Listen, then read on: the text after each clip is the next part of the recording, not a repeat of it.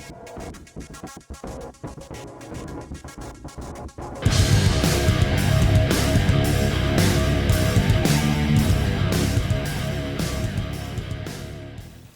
guys, welcome back to the Keystone Central Railroad. This video I'm going to cover some new purchases that I bought over the week. Two items that I got right here are Intermountain SD40-2's. That's right, I said Intermountain. Those two are sitting right here, and you see a third one sitting back there. That's my Bachmann that I've had for a couple years. That's just kind of sitting here for some comparison purposes. I'm not going to do a review on these. There's a number of videos already out there on these SD40-2's, and they're not exactly a new release. I just picked them up because Model Train Stuff had a killer sale for a week, 30% off select Intermountain products. So I bought these two things, basically because they were a killer price. But anyways, I thought I would go over them, show them a little bit, and maybe talk about some things I like, some things I don't like, or just in general, just an overview. So, alright, I'm going to jump on the other side of the camera and change some things up here, and I'll just show these a little bit and see what happens. Alright, hang in there, guys. Alright, here's number 3394. I think this is from one of their first runs. It's not the more modern horsehead paint scheme. But as far as the detail on both of these Intermountain SD40-2's, it is pretty impressive. I'm pretty happy with it.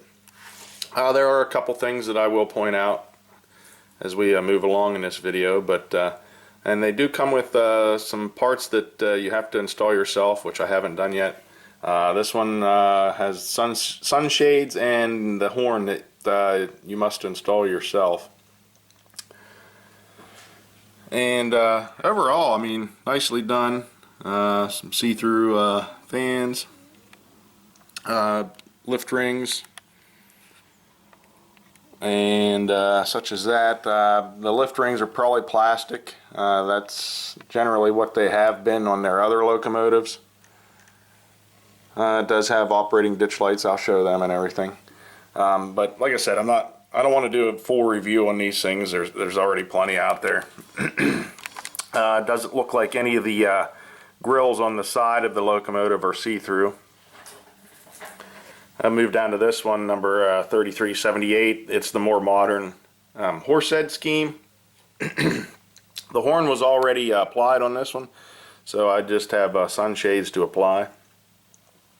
And it also has operating ditch lights, and this does have sound in this one from the factory, ESU lock sound. But overall, I'm pretty happy. See, this one here has some warning labels on it. I don't see any warning labels at all on this model here anywhere. Now here's the Bachmann that I've had for a couple years. As you see, there's some warning labels there. I believe a builder's plate underneath the cab. So there are some things different on these. I will leave this up to you guys as far as what's prototypical and what isn't. So of course the Bachmann ain't quite as detailed. No see-through fans or anything like that, but they're actually molded pretty nice. This is actually the Bachmann. You can see it does look like there are fans there, but it's just kind of in the molding.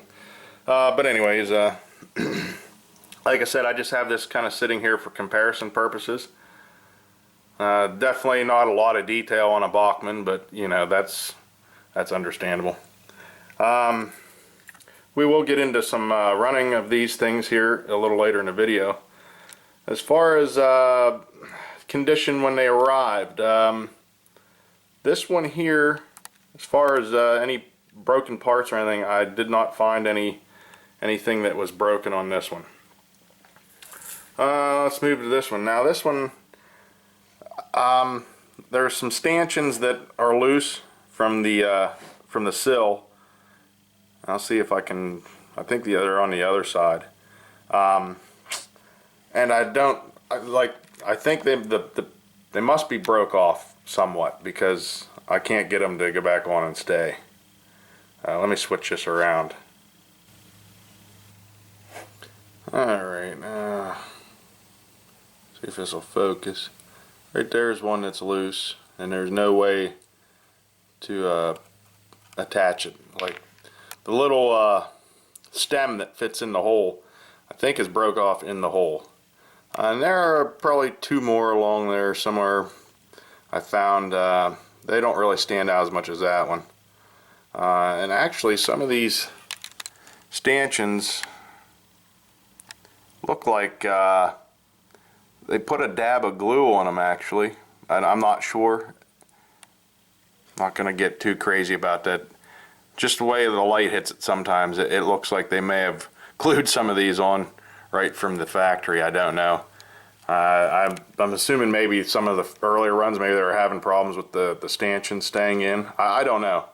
That's not, like I said, that's not a big thing. That's not a big deal breaker to me.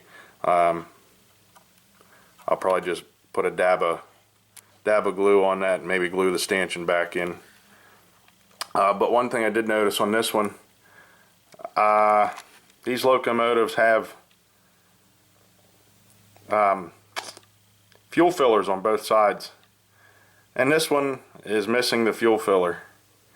In fact, do you see the hole right in top of the... Sorry, I don't have this on my tripod. I know I probably should, but I don't.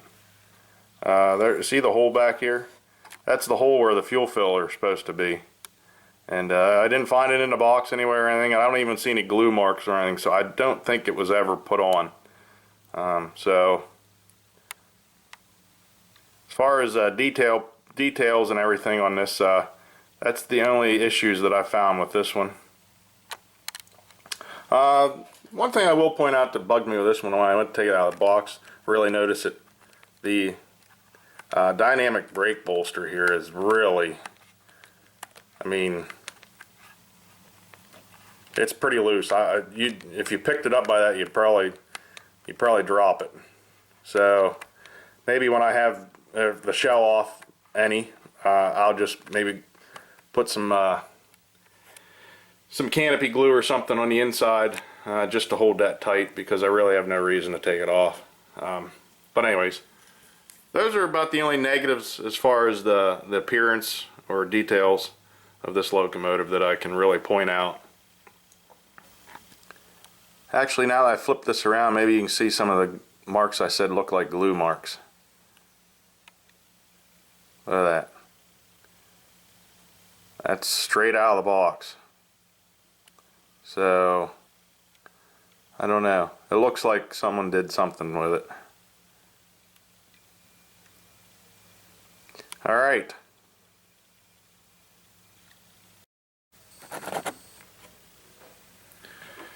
Gotta cover some lighting. This is the non-sound one. Headlight. The lights always actually show up better in the camera. The headlight, when you're looking direct on, it's not real bright. As you move up at a higher angle, the very top headlight is brighter than the lower headlight on there, but not too bad. I'll tell you, I really like the ditch lights on these, and they are super bright. As you can see, they're brighter than the headlight, and I'll tell you why. If you look in the lenses of the ditch lights, you can see the surface mount LEDs are right directly behind the lens. It's not piped in through a light piping like a lot of things and a lot of their past locomotives. But you can tell as far as the headlight, that has a light piping in it, so that is the difference in the brightness. That's why it's why the ditch lights are brighter. I mean, the LED's right there. This one, the LED's probably back here somewhere. You can tell it's piped in via a light pipe. But overall, I mean, the ditch lights, they're amazing. Some of my my Gevos, I said, you know, like some of them had some very, very dim ditch lights. It was pathetic. But these, nicely done with these. I just wish the headlight was brighter. That might be something I can take care of myself down the road whenever I feel like it. And the number boards do light up. You probably can't see that in the video. There you can. And it does not have ditch lights on the rear. There are the rear lights. As we move on to a 3378, everything's pretty much the same, except this is the sound unit.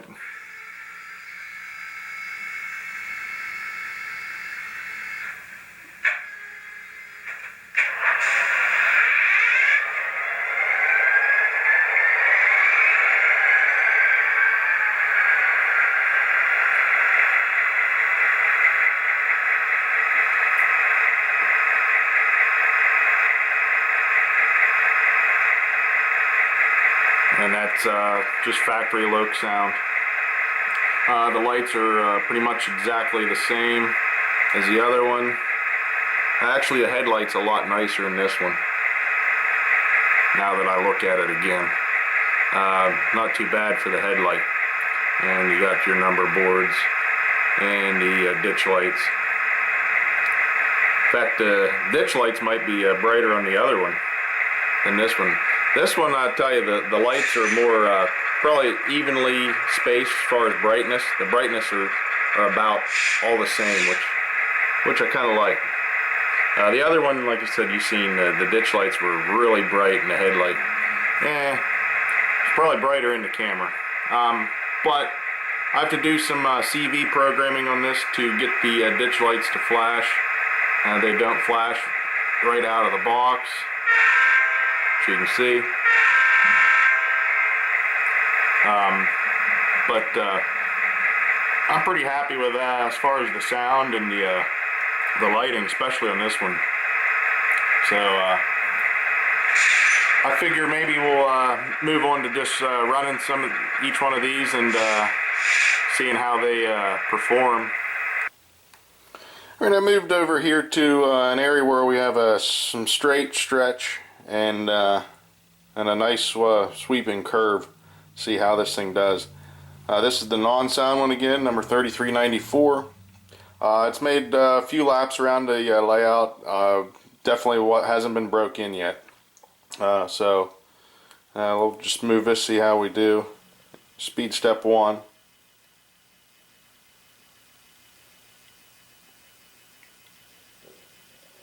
Not too bad. I mean, it does have a little bit of jerkiness there. Bump it up to 2. 2 smooths it out. So after it's broke in, or I change some CVs, I'm sure that would get much better. Bump it up here a little bit more. We're at speed step 7. Not too bad. Some motor noise, but nothing too bad.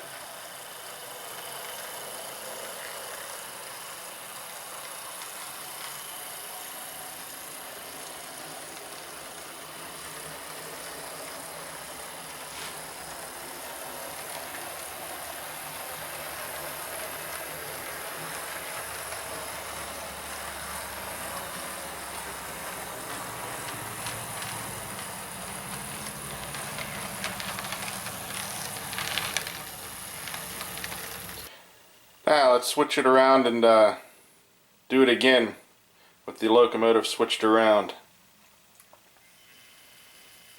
because I want you to hear something as it goes around the curve the opposite way.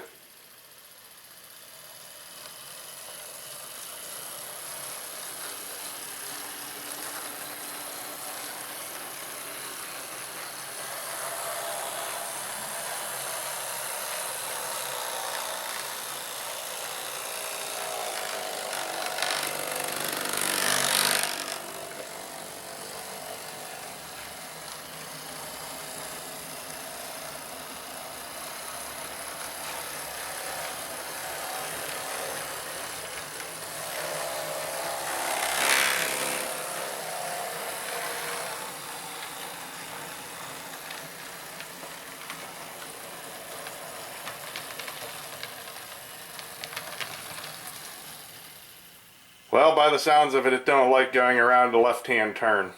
It's fine going around a right-hand turn, but not a left-hand.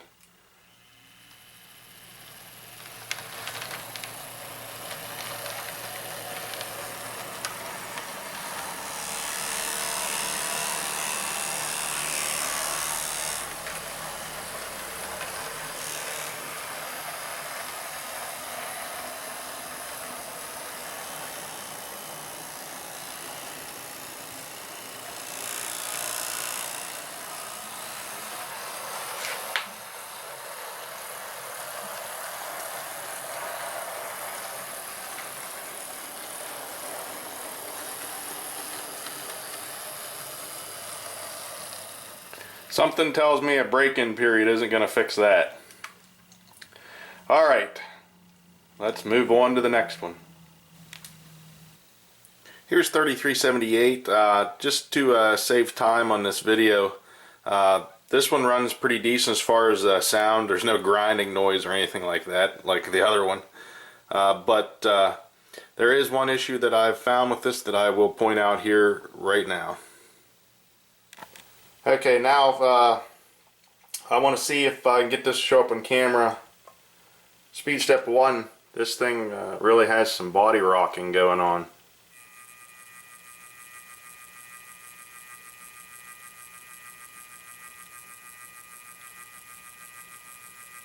Not sure how well that's showing up. It doesn't seem like it's showing up on the camera. I can see it every so often. Low speed steps, I'm getting body rocking from this.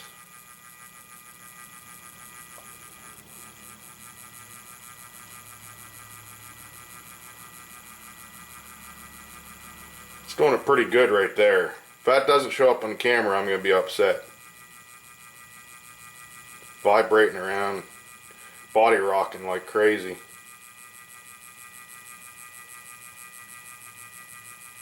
Well, hopefully you guys can see that. Okay, some final thoughts on the Intermountain SD40-2's. Overall, I like them. I mean, I like the detail and everything. Are there some things that are a disappointment to me? Yes. But as with most manufacturers that I've bought, I think they all have their certain disappointments along the lines. Except that Walther's Proto SD9 that I showed you. That thing, it's the first locomotive I think I've had that didn't have any type of something I didn't like about it. I liked everything about it. But anyways, do these have some flaws? Yes. Now I want to say I've already been in contact with Intermountain about the trucks issue, and they are supposedly sending me new trucks, new revised trucks for these. I wasn't the only one that in the past has experienced the wobbling at low speeds. That turned out to be an issue with their trucks. They revised them, remade them, so they are sending me new trucks for both these locomotives.